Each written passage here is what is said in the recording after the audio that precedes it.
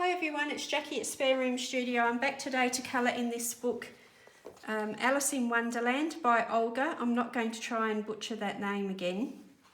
I'm just going to be known as Olga. And I'm colouring this page for Down the Rabbit Hole Colour Along on Instagram with Colourful Louisa and Sabi Sabi. And I'm going to use alcohol markers, my Ohuhu 200 colours. And I recently purchased this set here, 36 markers. The company name is HAUTMEC. Not going to try and pronounce that one. And they are fine nib and broad chisel nib. There's 36 colours, mostly in the blue range, also some bluey greens and some violets and purples. Some of my blues are starting to run dry, so I thought this might help supplement my blues. The set of 36 was on special for $10.99 Australian, and then there was a $3 off coupon, so it was $7.99 for 36 markers. I thought it was worth giving them a go and see whether they will be any good, because markers can be quite expensive to purchase, and mine are running dry a little bit. I wasn't sure how I was going to proceed with buying either a new set or whether I was going to look for open stock. So I thought I'll give them a go, and that's a bit of a stopgap measure anyway. That hasn't cost me very much. Now this book is printed on US paper. It's come from the Las Vegas facility, and I find that this particular paper bleeds past the lines. And the lines in this book are not particularly heavy, so I'm going to try and do my best to stay a bit short of the lines, but I can already see in some areas that it has bled past the line. I'm not going to stress too much about that because this is such a whimsical little book. The artwork is very much playful and almost childlike, so I'm not going to worry about, you know, whether I get a little bit of bleed through. On some of the finer areas, because I've only got the broad chisel tip and a fine nib on these markers, the fine nib isn't that fine, so I may be using some of my water-based markers in conjunction with the alcohol markers. And we'll just see how we go. I mean, I can touch up things with acrylic markers or pencils or whatever if I really feel like it's terrible. But I'm going to try not to sort of stress out too much about things like that. Now, my plan is to make this bright and fun. You know, it's not going to be a fine piece of art at the end of it. It's just going to be a bit of fun, and my first time colouring in an Olga page. And this paper really is like,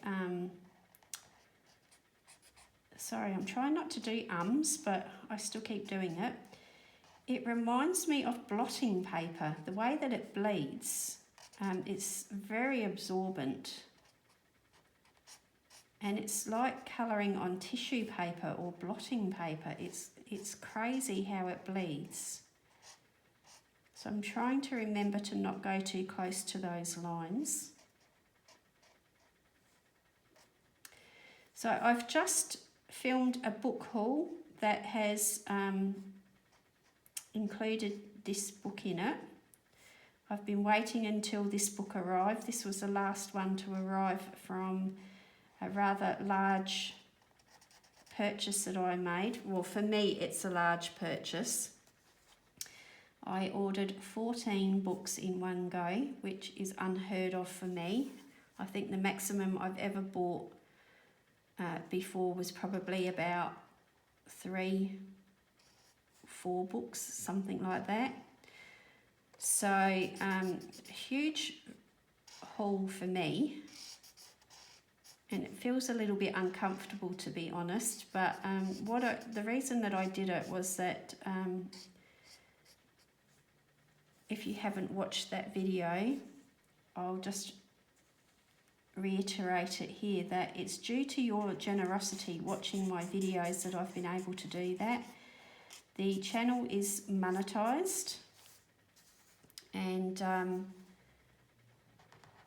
through the kindness of you watching my videos to the end, or as much of the videos as you can, and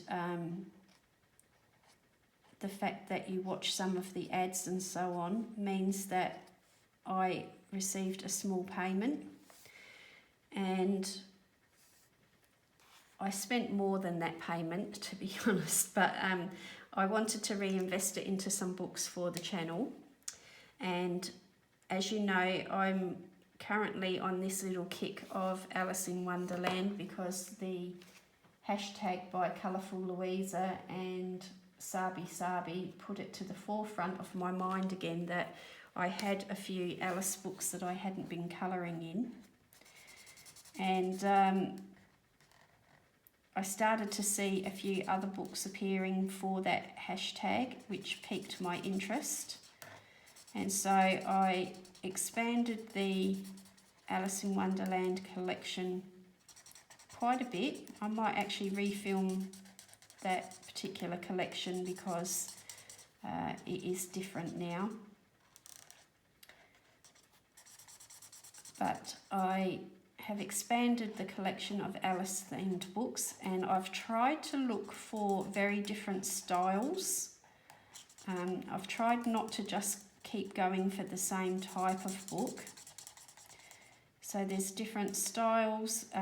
The books are in very different formats, different sizes, different artists, so that I got a bit of variety with that same theme. And each one approaches the story quite differently. So we have the recurring theme of Alice, but they don't all look the same. So that was my first goal. I wanted to expand on that collection, and I want to work in those books more often, not just for this current hashtag.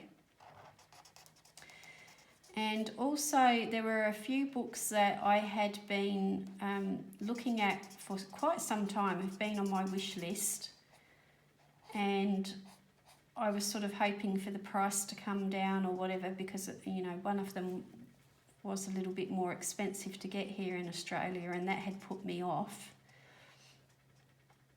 As some of you know, if you've been watching the channel, I don't actually work. I don't work outside the home. And so I feel it's a self-imposed thing here, but I feel a little bit that I need to be careful about my spending on my hobby. And when I received that first payment, I thought, you know what, I'm just going to enjoy the generosity of you guys watching me, and the fact that I've got this unexpected payment. And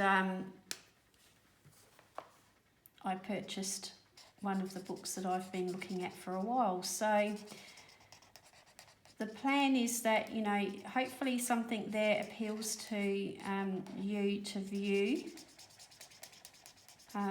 If you actually have any of those books yourself and you were hoping that, you know, somebody would do a colouring on camera from that book, then let me know, and hopefully I can help you out with that. And also just for myself to expand a little bit on some of the subjects and styles of books that I had been purchasing recently. Because, you know, there are times where we do want to try different things.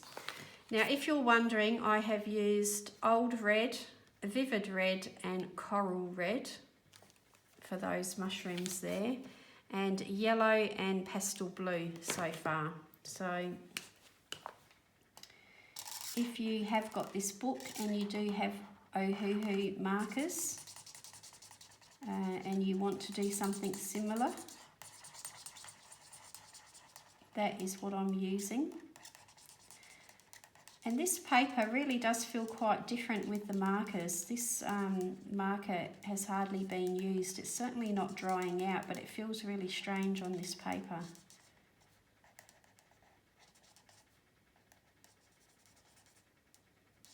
So it's going to be hard to avoid all of these little spots on the mushrooms, but I can come back in with a white acrylic paint marker or a jelly roll or something and re-establish some of those white things. So I'm going to use a combination of those colours with some more as well, but I'm going to try and stick to a fairly limited palette because there are quite a few items on this page, and I may yet need to bring in the water-based markers, so I'll be trying to match in some of those colours with the water-based markers. And these look like some sort of little berries.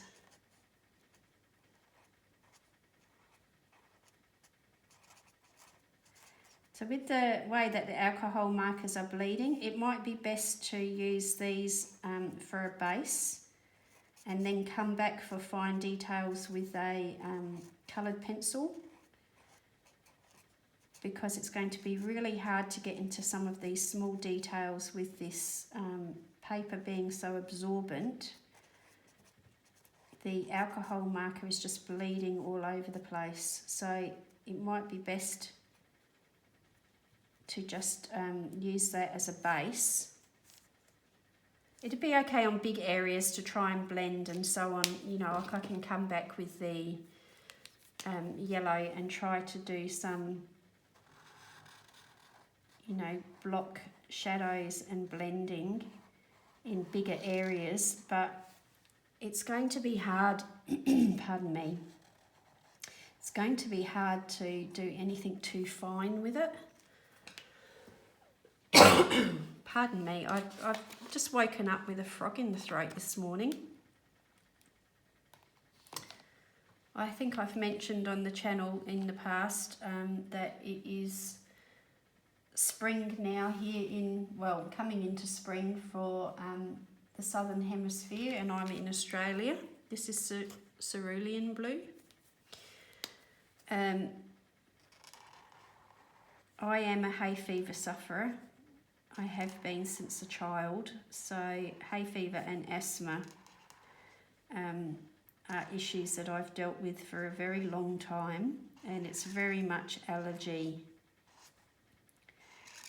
based. So the asthma is under control for much of the year unless I get a cold or hay fever time, and the allergy just sets it off.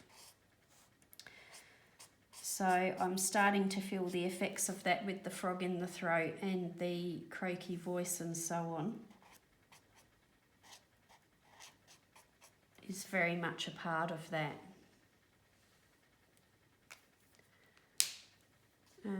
Do I want to put these blues anywhere else, or is that going to be the only?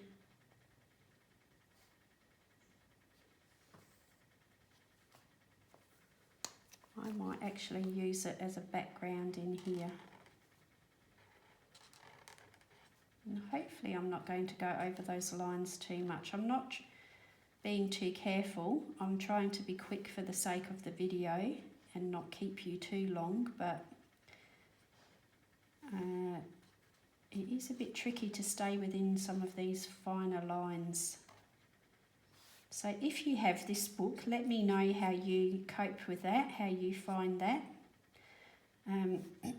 I know there are things that I can put down as ground on the paper. So for example, you know, you've got watercolour ground and you've got satin glazing liquid and gesso and all those sorts of products. But personally, I don't enjoy using those. I have tried gesso before and I just don't like it. And I try to get around my colouring, pardon me, that voice is going again. I try to get around my colouring with as little effort, excuse me, as little effort and products as possible. And that's why you don't see me use a lot of glittery, shiny things all that often. The most that I will use as a rule is some gel pens for sparkle or metallic. I don't like to use gel pens for large areas. So that's why you tend to generally see me colour with very much a basic supply of alcohol markers, water-based markers and coloured pencil, and recently I've been getting into acrylic markers, and that's because they're starting to come down in price on places like Amazon. But I don't have a huge collection of acrylic markers yet. I'm trying not to go down that particular rabbit hole because I already have far too many coloured pencil sets and quite a few markers that I just don't want the burden of storing anything else. So that's the crux of my decision making, basically, is the lack of storage, that I'm trying to keep things as simple for myself as I can. So I do have a few gold metallic paints that are super sparkly, but they're currently up in a box on top of the wardrobe, and I can't get up there just yet until my back is completely healed. So that counts those out. But basically it comes down to two things for me. One is laziness. I don't enjoy clean up of any sorts of products too much. I like things to be pretty quick and easy to clean up, quick and easy to get out. I don't like getting in a big mess when I'm doing it, so that's one reason I don't like chalk pastels very much. I used to draw with charcoal years ago and get in a right mess, and I soon decided that I don't like the feeling of all of that, so I tend to want things that are quick, easy, clean, portable, budget friendly. I'm not sure, I think there's some lines missing in there, so we'll just go to there. And that sort of drives a lot of my decision making. That's why I choose the things that I do. So I do enjoy watching Colouring with Kay because she does all the sparkly, wonderful paints and so on. And Debbie at Colour Me Stress Free does a lot of painting. I do, and Erica at Elm Colours. I do like to see the results of that, don't get me wrong. I really do enjoy the look of all of those things, but, pardon me, they are not for me. It's not what I want to do in this current season of my life. This is geranium. So I'm more than happy to watch other people do all those lovely things. But I don't feel any great need to do that myself. And that's why I've stayed away from pan pastels, distress inks and all of that sort of thing, because I just feel like it would be a bit of a burden at this point in time to where I'm going to store them and how I can best use them. I do have an IKEA trolley that I have by the side of my chair or on the couch when I'm colouring in front of the TV. There is only so much you can put on one of those trolleys though before it becomes unwieldy and you can't find the things that you want. And I also have a bamboo top on my trolley, and I use that as somewhere to put my coffee or tea, whatever I'm drinking at the time. And you know, bits and bobs that I'm using sit on the top of there. So the things that are stored in that top shelf are the things that I don't use very often at all. So there's only so much that I can have to hand at any given point in time, is what I'm trying to say. So I've also got stuff in, you know, those sort of storage boxes under my bed. I've got some on top of my wardrobe, which are very difficult to get down because it's a very tall wardrobe. I actually need to stand on a chair or get a small step ladder to get those out. So what I'm finding is that the things that I have stored on top of the wardrobe there get forgotten about as well, and I forget just how much stuff I actually have to use. And because it's not easy to get it out, things are kept in a kind of rotation. So, you know, like I might have a particular set of pencils out for a few months before I change them over and get another set down from the top of the wardrobe and swap them over. So that's why you see me use a lot of the same thing all the time. I actually have many more pencil sets that are just not being used for that reason. And so my favourites tend to stay out most often so that they're to hand.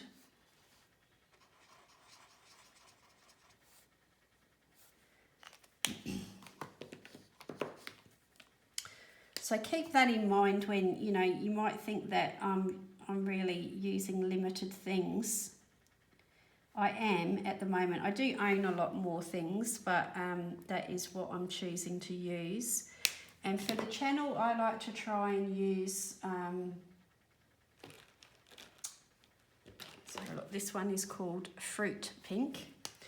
For the channel, I like to try and use products that are quite well known and budget friendly, so that if any of you are in the same position that I am, you're getting to see somebody use the same sorts of things that you might be using. Not everyone has, sorry, this is grass green. Not everyone has access to purchasing through Amazon that easily. Some people just don't like to use Amazon, and if they don't have a really good, well-stocked art store near them, a bricks and mortar store, it can be hard to get hold of some things like you know, the cheap Chinese pencils that you can get and so on online on Amazon. They can be difficult to sort of purchase things like that. And also, there's a few companies that here in Australia, we just can't get shipped to us. There's the Colour, is it Colour Ya or Coloria? They actually don't ship to Australia. Who else is there? Oh, I can't think off the top of my head. I think Castle Arts might not. Forgive me if I'm wrong there, but I'm just sort of thinking off the top of my head. This is chartreuse green. But there are quite a few different companies that don't actually ship to Australia. So if they're not available on Amazon, you know, that also limits what we can get hold of easily. You know, there's ways and means around these things because you can go through Etsy and places like that. But in Australia, shipping costs are very prohibitive for a lot of us. Quite often, if I look at a book on Etsy, for example, the shipping cost sometimes is higher than what the cost of the item is that you want to buy. And for some of us, that's just too hard, or just on principle don't want to pay that. That's usually my issue. This is cream colour, E191.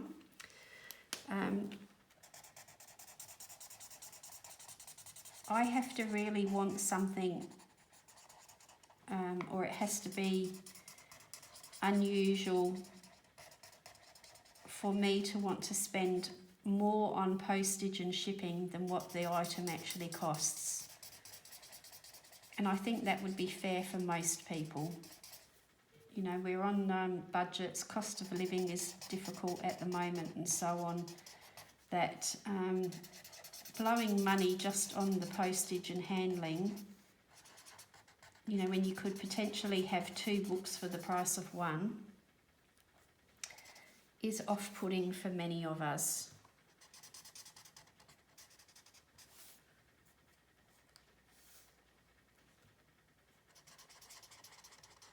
Now I am actually going to keep this rabbit white, but these little details that are on here, I'm just going to do those in cream, just so that he's got a bit of something happening on him. And the same down here, I'm just going to do cream on these swirly lines that Olga has drawn in.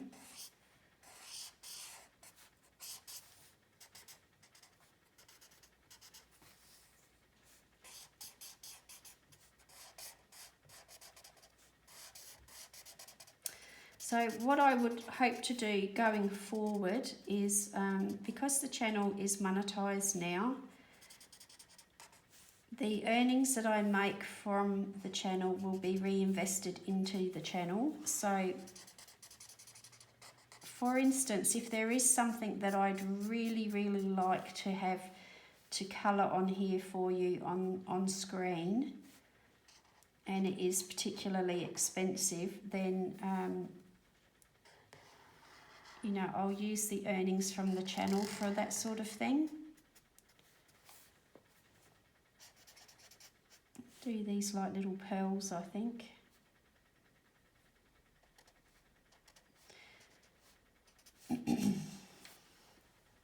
So please bear in mind, if you want to request anything that be done, that I know it's a bit embarrassing to talk about finances and money and so on, but I don't have the capacity to invest too much money just yet.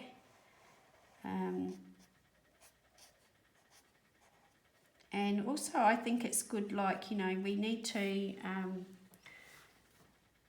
we all need to rein things in from time to time. So I think it's good that you can see what can be achieved on a limited budget as well if you're in the same position.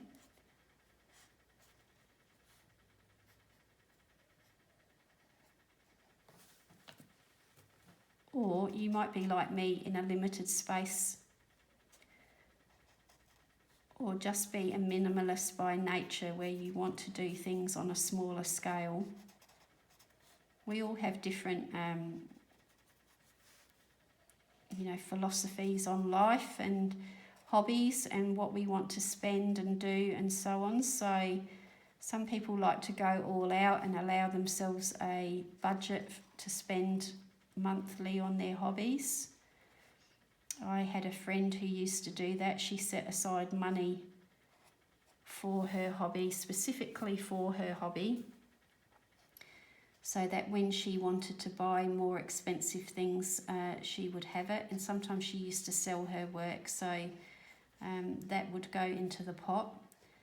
And that's how I used to do my purchases when I was creating original art. If I sold work, it went into a jar, the money went into a jar and sat there until I needed to purchase something.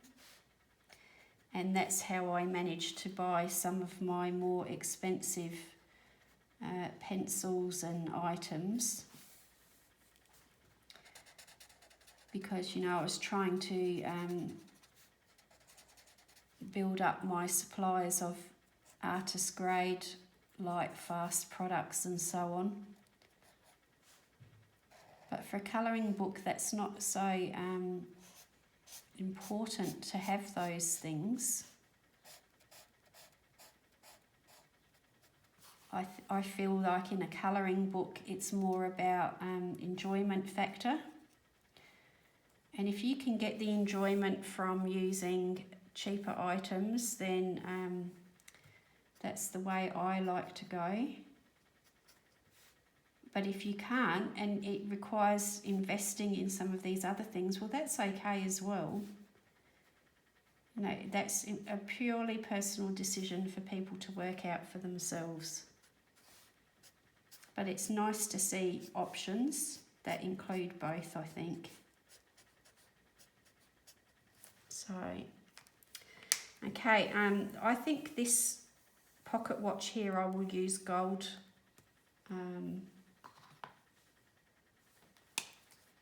some sort of gel pen. I'm just going to put a bit of colour into the watch face, but I think a gel pen will be nice for that. This little ruff around his neck here I'm going to do in a light blue. How light is this one? It's actually pale blue violet, and I just want to do inside these ruffs where the shadow would be to start with.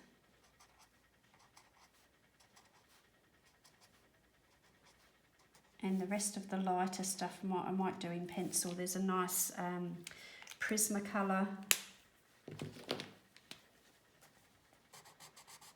a couple of pale blues that will be nice for doing that with. And I didn't realise that there behind her is her hair.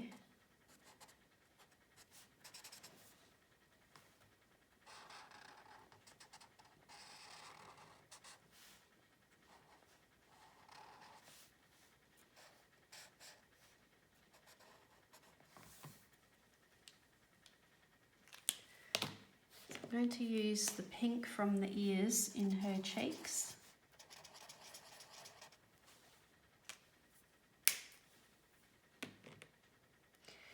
I might actually leave her white as well, like the rabbit, just for something a bit quirky.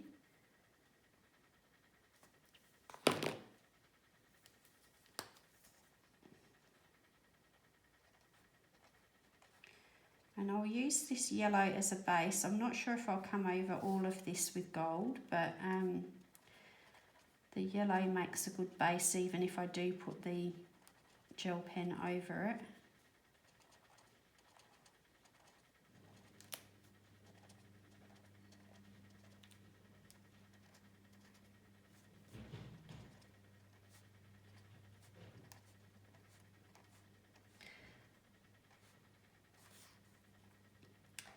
So for easiness sake for me, because I'm not really into editing or have the capacity to edit very much at the moment, how do people feel about me doing these pages in 2 parts? Is it a real chore to watch, or are people finding it acceptable to watch it that way?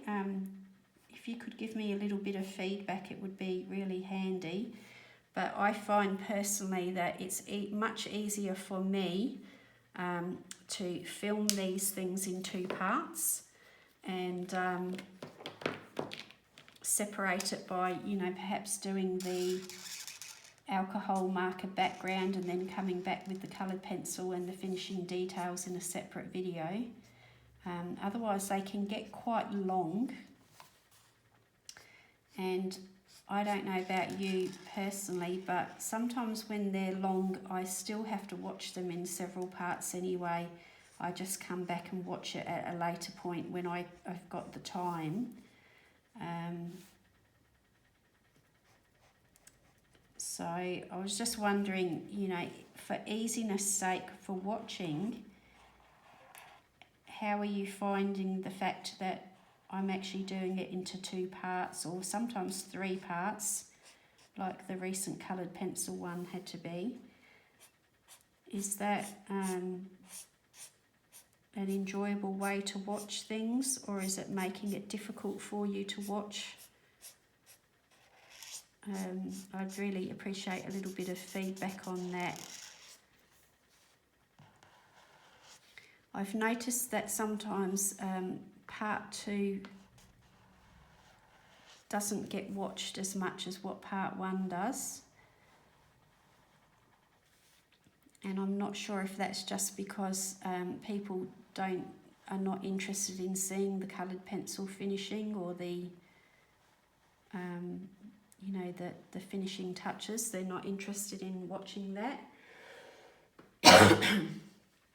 So it would be interesting just to have that little bit of feedback, if you wouldn't mind, just to know what it is that people are enjoying or not enjoying. Oops. And I've missed that little bit up there.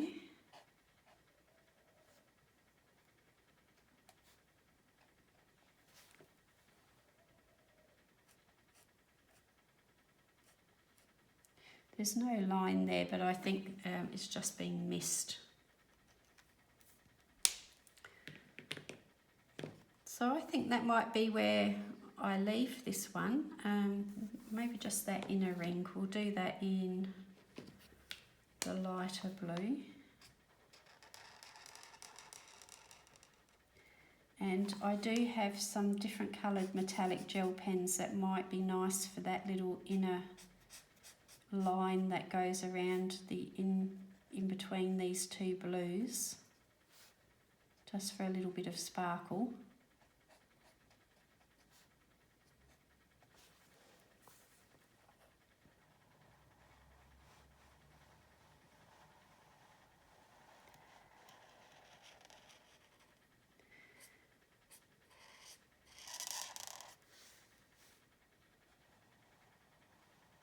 So some of this is bleeding over the lines, but if I come back with a sparkly gel pen, that might be okay anyway.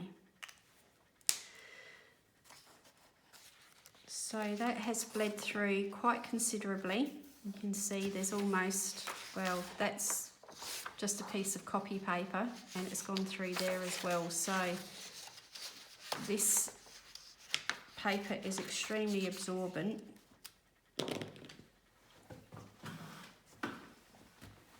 So I've used a selection of reds, a couple of blues, a couple of greens, cream, yellow, and that's what the base looks like. And I think I will finish that off with a selection of coloured pencils and gel pens. And I just want you to see a little bit of how the alcohol marker has bled over the lines here. That's what happens when you get too close.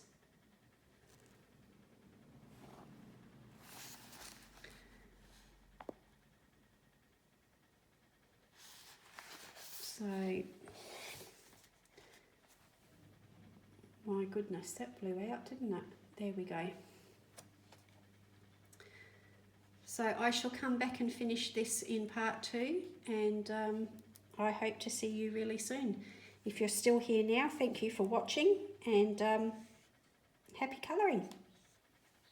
Bye now.